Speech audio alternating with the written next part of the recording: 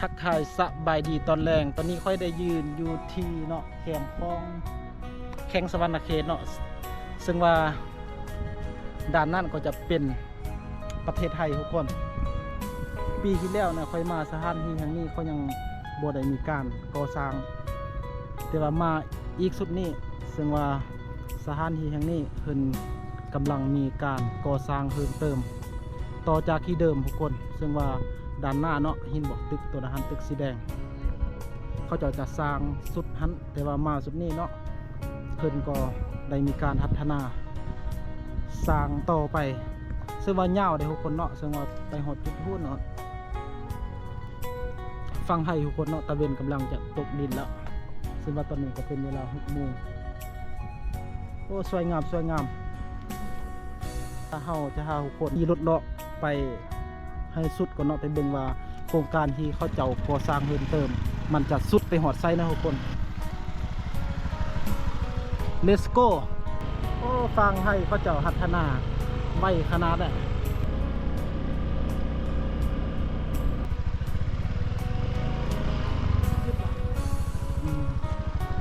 ซึ่งว่ามังกี้ทุกคนบุญเลี้ยงเรายืนอยู่จุดนี้พูนแล้วก็ขี่รถมาหอดจุดนี้แล้วโอ้ยังยาวทุกคนเนาะยังยาวที่เขาจะสร้างไปน่าจะสุดตัวเมืองเลยโอ้ยาวอีลีตัวนี้เป็นสถานที่ที่เพิ่นสร้างต่อเติมใหม่เด้อทุกคนเด้อซึ่งว่ากำลังสร้างยังบ่ทันแล้วนะดินก็จะกองเป็นจุดแบบนี้นะโอ้ตึกอาคารบ้านซองเขาจะมีแต่ลังงามๆเนาะลังสูงๆตัวนี้เป็นฝากแข้งสวรรณเขตเฮาทุกคน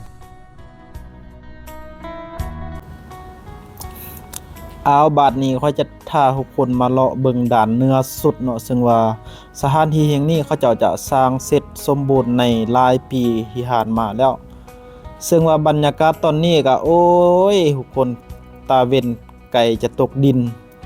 บรรยากาศก็งามผู้คนก็ทยอยหลั่งไหลกันเข้ามาเนาะเบิ่งได้ว่าซองฝากข้างมีรถใหญ่รถจักรเต็มเขาเจ้ามาลิ้นมาเที่ยวมานั่งกินลมชมวิวตามแคมป์คลองกันเต็มซึ่งบรรยากาศซองฝากข้างก็เต็มไปด้วยหานขาหานค่ายเครื่องทุกคน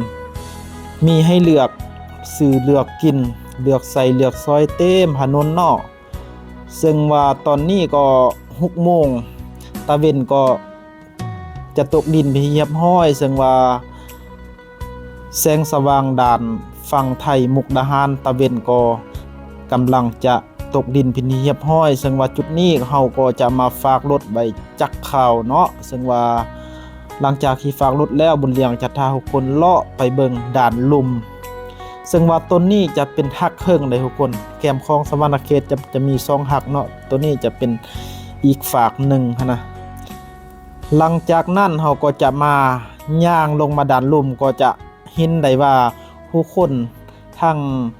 หญิงหนุ่มสาวเขาเจ้าก็มาย่างเลาะโอ้ยมีแต่หูจบๆงามๆเนาะสาวสวรรณเขตพุ่นนะโอ้ คือว่าและ บรรยากาศก็มีความสวยสดงดงามผู้คนก็มาย่างมาส้มมานั่งเบิ่งน้ำคลองไหลโอ้ยเป็นตาสะอ่อนเนาะแรงมาอยู่สวรรณเขตซึ่งว่ายืนอยู่ฝั่งนี้ก็สามารถแนมเห็นฝั่งนั่นได้สบายเด้อโอ้ยเป็นตาสะอ่อนน้ำคลองก็ขึ้นแห้งเด้อช่วงนี้เด้อเพราะว่าเป็นช่วงหน้าฝนเนาะเดือนนี้ก็เป็นเดือน8ทุกคน2024น้ำก็ค่อนข้างหลายพอสมควรหลังจากที่ว่ายางเมื่อยแล้วพวกเขาก็จะเข้ามานั่งแวะชมอยู่ลาวเจริญซึ่งว่าจุดนี้ก็จะเป็นจุดศูนย์กลางทุกคนรวบรวมอาหารการกินเครื่องดื่มนานาชนิดเพื่อรองรับแขกไปให้มานักท่องเที่ยวต่างเมืองต่างชาติมาลิ้นมากินอยู่สวรรณเขตแห่งนี้ซึ่งว่าด้านหน้าก็จะเห็นได้ว่าผู้คนมาซื้อมาซอยอาหารการกินแล้วก็มีร้านค้าหลายเต็มไปหมดทุกคนมาเลือกซื้อเลือกซอยได้ตามสบาย ตอนนี้บุญเรืองจะพาทุกคนย่างเลาะไปก่อนเนาะเลาะไปด้านหน้าไปเบิ่งจนสุดนี่แหละว่าสถานที่แห่งนี้เขาเจ้ามีกิจกรรมมีการ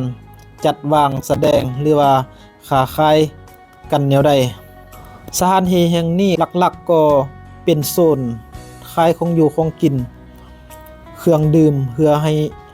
ชาวต่างชาติทุกคนหรือว่านักท่องเที่ยวได้มาอยู่มากินมาหักมาเศร้ากันอยู่สถานที่แห่งนี้หั่นแหละจุดเด่นหั่นน่ะแต่ว่าบุญเลี้ยงจะขอถ่ายคลิปก่อนเนาะจากเล็กจากน้อยเพื่อให้ทุกคนได้เป็นแนวทางที่ว่าผู้ใดมีแผนอยากมาเที่ยวมาลิ้นมากินอยู่สวรรณเขตแต่บ่ฮู้สิมาก็มาตามคลิปของบุญเลี้ยงได้เด้อซึ่งว่าคลิปของบุญเลี้ยงถ่ายก็เป็นถ่ายสดๆให้น้องได้เบิ่งหลังจากนี้บุญเลี้ยงจะขอศอกโต๊ะศอกตั้งให้น้อง